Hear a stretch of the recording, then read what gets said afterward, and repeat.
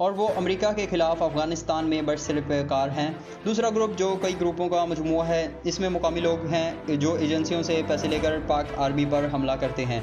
बाहर की कई एजेंसियां जैसे रॉ, मोसाद, फ्रीमेसन और KGB वगैरह के तरबियत याफ्ता दहशतगर्द हैं। कुछ अपने पंजाब के इलाके से ख़रीदे गए दहशतगर्द भी हैं।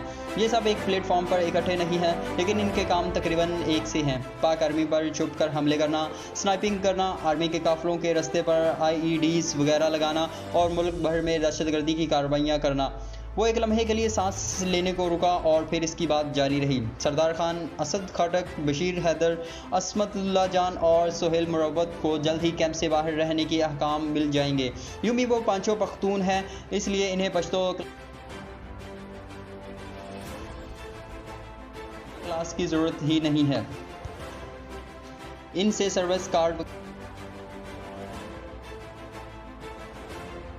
वगैरह भी जमा हो जाएंगे और वो मुकम्मल तौर पर सिविल की तरह काम करेंगे। तरीका वही होगा जो स्नाइपर्स का खासा होता है और वो जोड़ियों की यानी बड़ी सिस्टम में काम करेंगे। मीर अली, बका खैल, मीरन शाह, दत्ता खैल, गरला मई और इससे मुल्हका इलाके इनके दायरा कार में आएंगे। तुम्हें 1 महीने बाद वाना, शकई, शवाल वादी और अंगोर अड्डे के तरफ जाना पड़ेगा। वहाँ पर फौजी काफिलों पर बहुत ज़्यादा हमले हो रहे हैं और इस तरफ ऑपरेशन की तकरीबन शुरुआत है। अब तुम ये भी सोचोगे कि तुम्हें पश्तो सिखाने की क्या ज़रूरत आन पड़ी, जबकि वहाँ दूसरी ज़बानों के जानने वाले भी मौजूद हैं। इसने जो नुक्ता उठाया था वही बात मेरे दिमाग में पैदा हुई थी। चूँकि वो खुद ही इस सवाल का जवाब देने वाला था, इसलिए मैं खामोशी से इसकी बात सुनता रहा। असल में कमांडिंग ऑफिसर ने नहीं चाहता कि तुम पश्तो ना जानने की वजह से मार खाओ और कोई आदमी तुम्हारे सामने ही तुम्हारे खिलाफ मनसूबाबंदी करता रहे और तुम्हें मालूम ही ना हो। तुम पर वो बहुत ज़्यादा इंहिसार कर रहे हैं। तुम्हें वहाँ काफ़ी अरसा गुजारना पड़ेगा।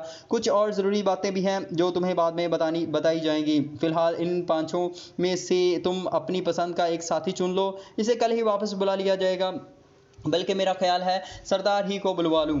आखिरी फ़िक्रा इन्होंने मुस्कुराकर कहा था। जी सर, मैंने इस बात में सर हिला दिया। कोई सवाल?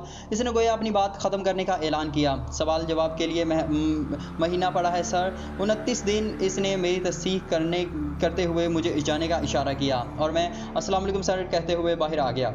2 दिन बाद सरदार वापस आ गया था। इसे अभी तक ये बात मालूम नहीं थी कि इसे क्यों वापस बुला लिया गया है।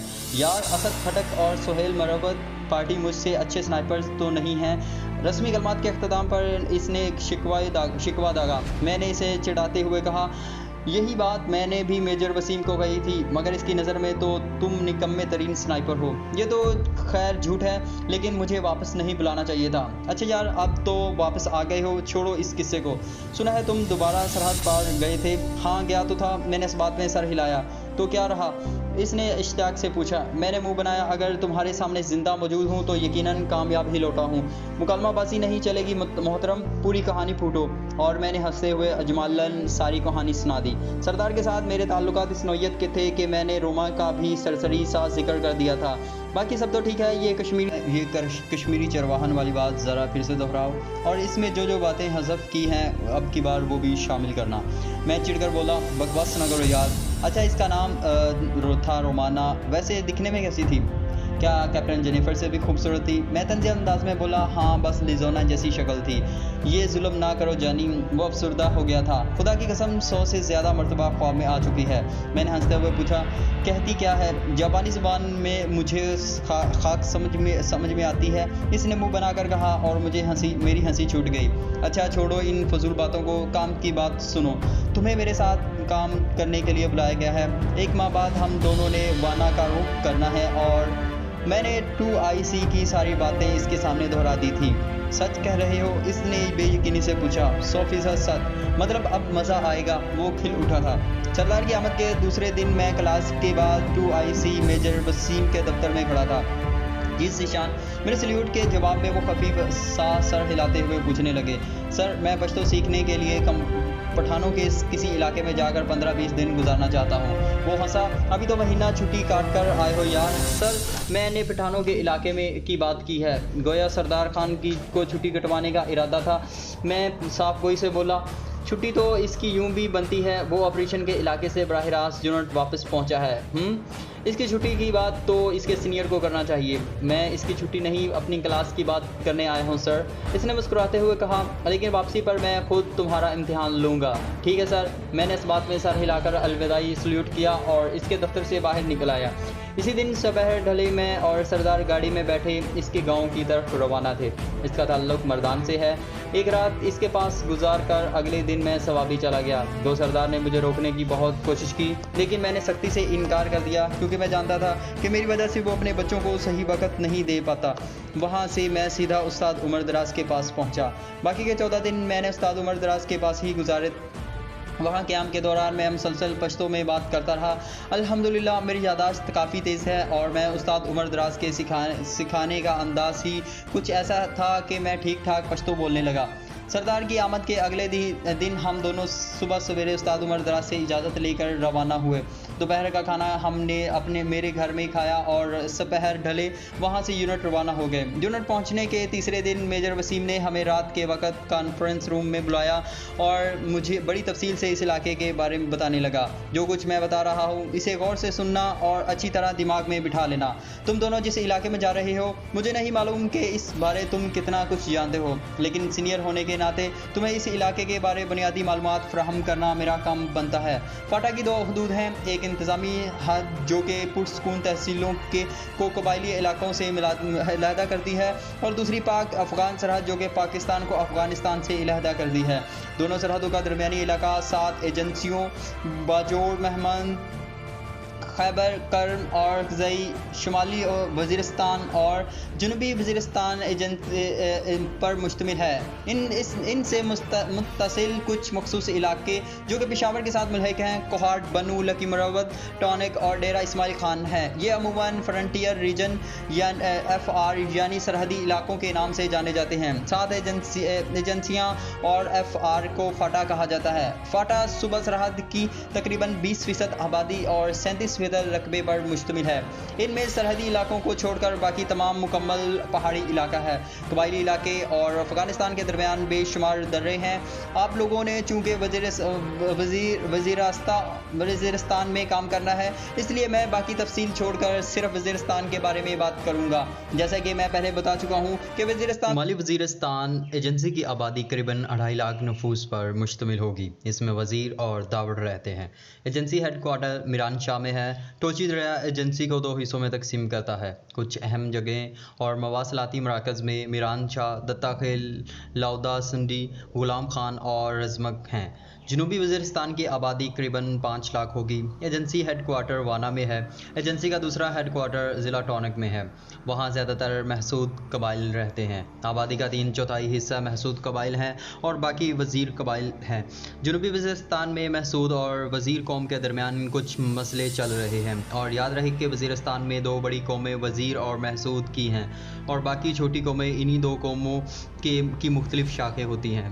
मौजूदा निज़ाम के मुताबिक सरकारी इमलाक, सड़कें और कुछ बंदोबस्ती इलाका छोड़कर बाकी का तमाम इलाका कबायली मुआशरे के लोग अपने रस्म रवाज के मुताबिक इसका इंतज़ाम व इंसराम संभालते हैं।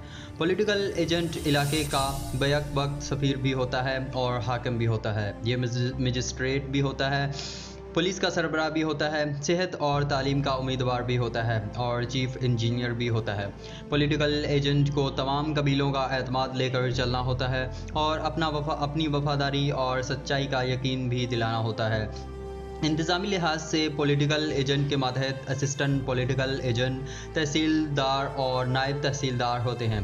पुलिस की खिदमात खासादारों से ली जाती है जो कि इलाके के मल्क फराहम करते हैं। वज़ीरिस्तान में जरगा सिस्टम राइज है। जरगे से मुराद कुछ कबायली सरदारों का किसी मसले पर गौर करने के लिए इकट्ठा होना है।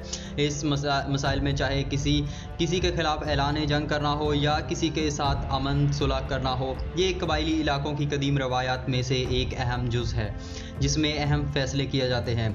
मामला चाहे ज़ाती नौइयत के हों या मुआशरती हों, तमाम के तमाम इसके दायरा कार में आते हैं। जिरगे को अदलिया, मुकन्नना और इंतज़ामी खुद मुख्तारी हासिल है और इन्हें अख्तियार है चाहे किसी को सज़ा दें या जजा दें। अलकर जिरगा एक अहम इदारे की हैसियत भी रखता है जिसमें इस पर हर इलाके में उठने वाले तमाम तूफ़ानों से नबरद आज़मा होने की खासियत भी मौजूद है। जिरगा ही हुकूमत के साथ मामलात को हल करने का ज़िम्मेदार है और इसके अलावा वहाँ मुल्की सिस्टम भी राइज है कि हर कबीले का एक रवायती सरदार भी होता है जो अपने कबीले की नुमाइंदगी करता है, इनके मसाइल को हल करता है। इसे हुकूमत और कबायली माशरे में इंतहाई इज़्ज़त हासिल है।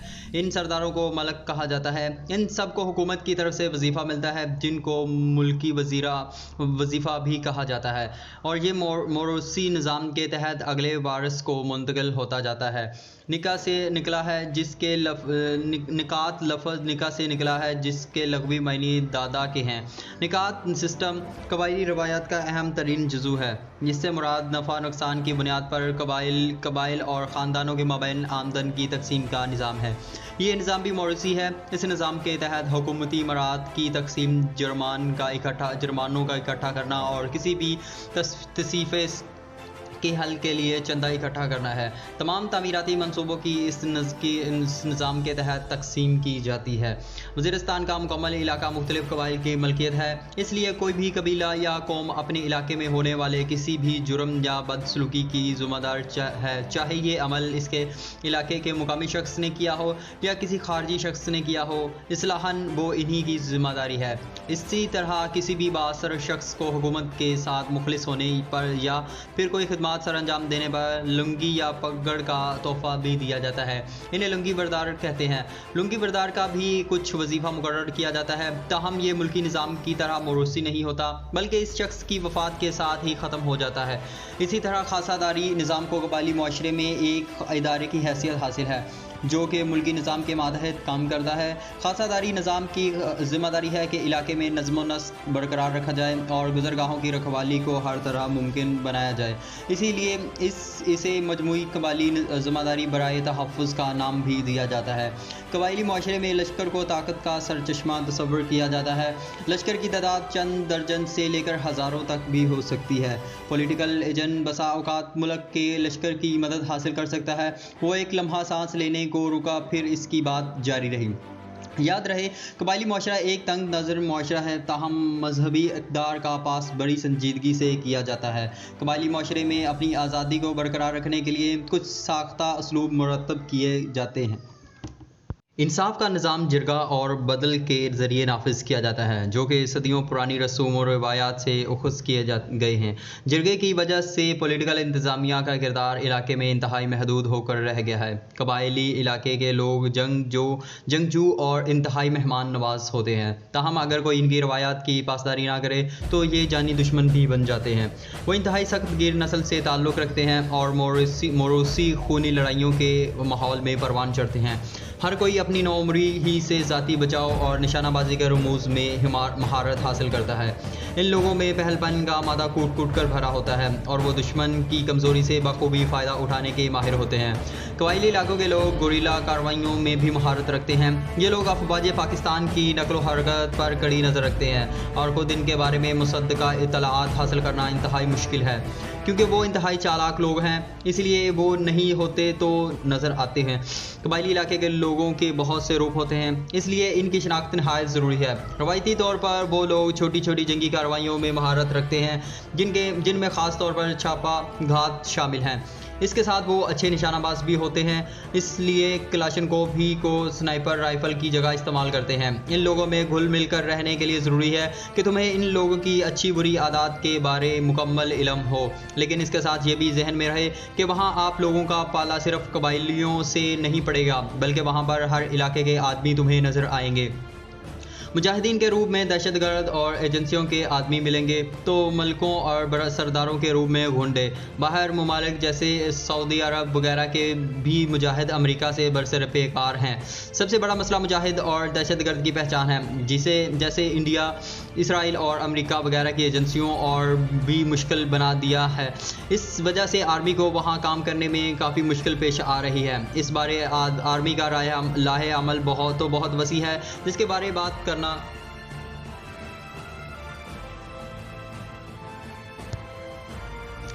जिसके बारे में बात करना वक्त का ज़िया है। अलबत्ता इस्लाह अमल का एक जुज़ वहाँ अपने आदमियों को सिविल लोगों के रूप में भेजना भी है। इस ज़मीन में आर्मी ने कुछ तो सिविल लोगों ही को अपने साथ मिला लिया है, ऐसे लोग जो कि इस्लाम और वतन से मोहब्बत रखते हैं। बाकी तुम जैसे खुसूसी एजेंट वहाँ भेजे जा रहे हैं और तुम लोगों का काम बहुत ज़्यादा अहमियत का हामिल है। वहाँ जो बड़े बड़े ग्रुप सरगर्म अमल हैं, इनमें हक्कानी ग्रुप, हाफिज़ गुल बहादुर ग्रुप, वो तफसील से ग्रुपों के बारे में बताने लगा। वो ब्रीफिंग कई घंटों पर मुश्तमिल थी। रात के 2 बजे जाकर हमें रुख्सत मिली और इसके बाद यूनिट से रुख्सत होने तक रोज़ाना बुलावा आ जाता और हमें बोरियत भरी मुफीद मालूमात से बरहमंद होना पड़ता। हम दोनों को जो बुनियादी काम मिला वो दुश्मन के स्नाइपर्स को निशाना बनाने के साथ साथ इस इलाके में मौजूद ऐसे मुकामी और बाअसर अफराद का खात्मा था जो दर पर्दा गैर मुल्की एजेंसियों के पिट्ठू थे। इसके साथ हमें ये हिदायत भी मिल गई थी कि वहाँ 1 अल्फ़ा नामी एक सीनियर हमारी रहनुमाई के लिए मौजूद होना था। हमें बगैर अशद ज़रूरत के किसी सरकारी फ़र्ज से रब्ता ना करने की ताकीद की गई थी, क्योंकि हमारा भांडा फूट जाने की सूरत में हम दर्दनाक मौत का शिकार भी हो सकते थे। अलबत्ता बहालत मजबूरी आर्मी से रब्ता करने की सूरत में एक मखसूस पासवर्ड बता दिया गया था जो इस इलाके में काम करने वाले यूनिटों के कमांडिंग ऑफिसर्स ही जानते थे। इसके साथ हमें ना तो अपना सर्विस कार्ड साथ ले जाने की इजाज़त थी और ना ही कोई हथियार ही साथ ले जा सकते थे, क्योंकि आर्मी के हथियारों पर मखसूस नंबर कुनिंदा होते हैं। हथियार खरीदने और दूसरी ज़रूरियात के लिए हमारे अकाउंट्स में अच्छी खासी रकम ट्रांसफ़र कर दी गई थी। हमें रुखसत करते वक्त मेजर वसीम के आखिरी अल्फाज ये थे, यूँ समझो कि तुम दोनों पाकिस्तान में नहीं बल्कि किसी दुश्मन मुल्क में जा रहे हो, क्योंकि मखसूस बंदों के बारे में मैंने तुम्हें बता दिया है। लेकिन ये याद रखना वो सिविल है और वो तुम्हें धोखा भी दे सकते हैं। बहुत ज़्यादा मोहतात रहना। बाकी तुम्हारे अकाउंट्स में मुंतकिल की गई रकम का मुसर्रफ सिर्फ़ और सिर्फ तुम दोनों का मिशन है, यहाँ तक कि वहाँ से छुट्टी आते वक्त किराया भी तुम अपने ज़ाती पैसों से अदा करोगे। बाकी वहाँ 1 अल्फ़ा तुम्हारी बेहतरीन रहनुमाई के लिए मौजूद होगा। उम्मीद है मेरी तमाम बातें तुम दोनों को समझ में आ गई होंगी। जी सर, बैक ज़ुबान होते हुए हम दोनों ने असबात में सर हिला दिए। कोई सवाल? No sir. अल्लाह के हवाले। इसने खड़े होते हुए अलविदाई मुआनके के लिए बाजू फैला दिए। यूनिट से रुखसत होते वक्त हमें 5-5 दिन की छुट्टी मिली थी। इसके बाद हमने अपने मिशन पर रवाना होना था। जब से मुझे वज़ीरिस्तान जाने की बाबत पता चला था, मैंने बाल कटवाना छोड़ दिया था, क्योंकि वज़ीर और महसूद कबाइल के मर्दों के बाल भी औरतों की तरह बड़े से तो एक मखसूस हद तक बड़े बाल नबी पाक सल्लल्लाहु अलैहि वसल्लम की मुबारक सुन्नत भी है। लेकिन वज़ीर और महसूद ये बाल शायद ही सुन्नत समझकर बढ़ाते हों, वो तो बस अपनी सकाफ़त जानकर ऐसा करते हैं। वापसी के दिन हमने डेरा इस्माइल खान में इकट्ठा होना तय किया था। मैं सुबह नाश्ता के बाद फूफो जान और अबू जान से अलविदा होकर घर से निकल आया। दिन के 1 बजे तक मैं डेरा इस्माइल खान पहुंच गया था। सरदार के आने तक मैं वैगन अड्डे में मौजूद एक सस्ते होटल के सामने धरी चारपाई पर बैठा रहा। वो 2:30 बजे के करीब वहां पहुंचा था। वेपन खरीदने के लिए हमने अपने अकाउंट्स से 2 लाख रुपए के करीब रकम पहले से निकलवाई हुई थी। वहाँ ना जाने के लिए इस अड्डे से कोई गाड़ी नहीं मिल रही थी। पूछने पर हमारी एक और बस अड्डे की तरफ रहनुमाई कर दी गई। रिक्शे में बैठकर हम मतलूबा बस अड्डे में पहुंच गए। रास्ते में अलबत्ता हमने बहुत कुछ ज़रूरी खरीदारी भी कर ली थी, जिसमें 2 स्लीपिंग बैग और गर्म चादरें और गर्म कोट वगैरह भी शामिल थे। वाना जाने के लिए हमें वैगन मिल गई थी। हम रात को कहीं 8-9 बजे ही वाना पहुंच पाए थे। एक मुनासिब से होटल में कमरा लेकर हमने शबबाशी का बंदोबस्त किया। सरदार साहब, अब सुनाओ क्या इरादे हैं? चारपाई संभालते ही मैंने सरदार को पश्तो में मुखातब हुआ। अब मैं अच्छी खासी रवानी से पश्तो बोल लेता हूँ। फ़िलहाल तो आराम करना है, बहुत थक गया हूँ। सुबह ही असला वगैरह की खरीदारी हो सकेगी। इत्मीनान भरे अंदाज में कहते हुए इसने आंखें बंद कर ली थी। अच्छा मशवरा है। मैंने इसकी तायीद करने में 1 सेकंड में भी ज़ाया नहीं किया था। सुबह 9-10 बजे हम वाना में मौजूद मखसूस आदमी के हुजरे में मौजूद थे। इसे अपनी पहचान कराते हुए हमें कोई दुश्वारी पेश नहीं आई थी। कहवे से हमारी तवाज़ो करने के बाद वो सीधा मुद्दा पर आ गया। जी, क्या खिदमत कर सकता हूँ? हमें असलाह दरकार है, सरदार ने जवाब दिया। कौन कौन सा? 1 क्लाशनकोव, 1 30 बोर पिस्तौल और 1 ड्रैगनो राइफल और आईकॉम सेट। इस मरतबा इसे जवाब देने वाला सरदार ही था। चूँकि हमने पहले से तय कर लिया था कि कौन सा हथियार और सामान खरीदना है, इसलिए हम इसने बगैर लम्हा ज़ाया किए बता दिया था। मिल जाएगा। और कुछ नहीं, बस यही काफ़ी है। सरदार को अपनी तरफ मुतवज्जा होते देखकर मैंने नफी में सर हिला दिया। चलो फिर ये तो अभी ख़रीद लेते हैं। थोड़ी देर बाद हम एक दूसरे आदमी के घर में मौजूद थे। बैठक के साथ इसने एक कमरा ऐसा बनाया हुआ था जिधर काफ़ी मिकदार में असला मौजूद था। हमारे मेज़बान करार खान से इसकी अच्छी खासी वाकफियत भी थी, इसलिए बगैर किसी पूछगछ के वो हमें सीधा अपने असला खाने में ले गया। रूसी सागत की कलाशनकोव, जिसकी बैरल कलम नुमा तरछी होती है, सरदार ने अपने लिए पसंद की थी। मैंने ड्रैगनो राइफल और दर्रे का बना हुआ 30 बोर पिस्तौल खरीद लिया। इसका साइलेंसर भी मैंने मांगा मगर इनके पास साइलेंसर मौजूद नहीं था। ड्रैगनो राइफल के मैंने 100 राउंड भी खरीद लिए थे। आईकॉम सेट खरीदने के लिए हमें बाजार का रुख करना पड़ा। एक सेट, एक फालतू बैटरी, एक चार्जर खरीदकर हम करार खान का शुक्रिया अदा करके इसी होटल में आ गए जहां हमने रात गुजारी थी। एक और रात वहीं गुजार कर हम अगले दिन वाना से आगे बढ़ गए। हमारी मंजिल शिकई का शहर था जो वाना से करीबन 30-35 किलोमीटर के फासले पर था। आर्मी काफिले की हरकत के बारे हमें एक मखसूस शख्स से पता चलना था। रोज़ाना रात के 9 बजे के बाद सुबह तुलुए आफ्ताब से पहले हम चैनल 9 पर इससे रब्ता कायम कर सकते थे। शिकई एक छोटा सा शहर है, वहाँ ठहरने के बजाय हमने मुज़ाफ़ात में निकल जाना मुनासिब समझा। वज़ीरिस्तान में हर तरफ छोटी छोटी आबादियाँ फैली हुई हैं। पहाड़ों की वादियों में, ऊंची ऊंची ढलानों पर, नालों के किनारों पर, एक और जंगलात में कहीं तो फ़कत 3-4 घरों की आबादी है तो कहीं 25, 50, 60 और 100 और 200 घरानों की आबादी भी शामिल है। दहशतगर्दों के अड्डे ज़्यादातर पहाड़ियों की बुलंदियों पर बने होते हैं। पहाड़ियों में मौजूद बड़े बड़े गार इन्हें छुपने में मदद देते थे। जिहाद का जज्बा रखने वाले असल मुजाहिदों के ठिकाने भी ऐसी ही जगहों पर बने होते हैं। इसके अलावा आबादियों में भी घर लेकर वो लोग रिहाइश पजीर थे। हर आबादी का एक बड़ा होता है जिसे मलक या मुशर कहते हैं। हम दोनों पैदल ही एक जानब रवाना थे। दोपहर का खाना हमने खरीद कर पास रखा हुआ था। एक मुनासिब जगह बैठकर हमने पेट पूजा की और फिर चल पड़े। 2-3 डबल कैबन जीपें हमारे पास से गुजरी मगर हम लिफ्ट मांगे बगैर चलते रहे। सफहर डले हम एक छोटी आबादी के करीब से गुजरे। कच्ची सड़क से वो आबादी कोई 100-200 गज बुलंद हमवार जगह पर बनी हुई थी। सड़क किनारे एक शख्स गधे पर लकड़ियां लादे जा रहा था। इसका रुख आबादी ही की जानिब था। वो सड़क के दाएं जानिब मौजूद जंगल से बरामद होकर हमारे आगे आगे चलने लगा था।